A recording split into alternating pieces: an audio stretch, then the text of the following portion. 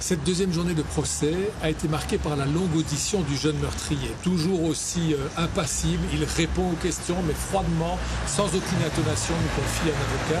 Alors comment la famille de Chana a-t-elle vécu ce moment très attendu? Je vous propose d'entendre l'entretien que nous a accordé cet après-midi le père de la jeune adolescente. Ce matin, c'était carrément l'effroi dans le tribunal parce qu'il y avait un grand froid, parce qu'il n'y avait pas beaucoup de réponses si vous ne voulez pas répondre aux questions. Donc, Madame la Présidente a beaucoup insisté pour avoir des réponses, parce qu'il répondait que oui, je sais pas.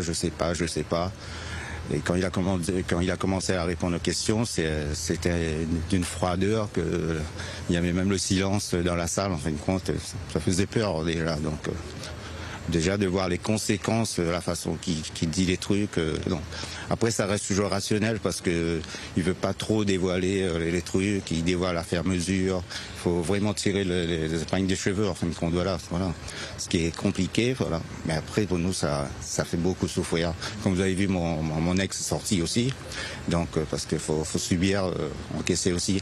C'est quand même la deuxième fois qu'on doit encaisser ces mots là. Donc, voilà. C'est vraiment compliqué. Comment explique-t-il son geste? Justement, c'est irrationnel en fin de compte. Il y a des propos, on va dire, parce qu'on a vu l'expertise et tout. Voilà, il y a des propos qui permettent de dire qu'il est capable de récidiver. En fin de compte, c'est ce qu'on est en train de faire là, des rapports d'expertise pour voir dessus.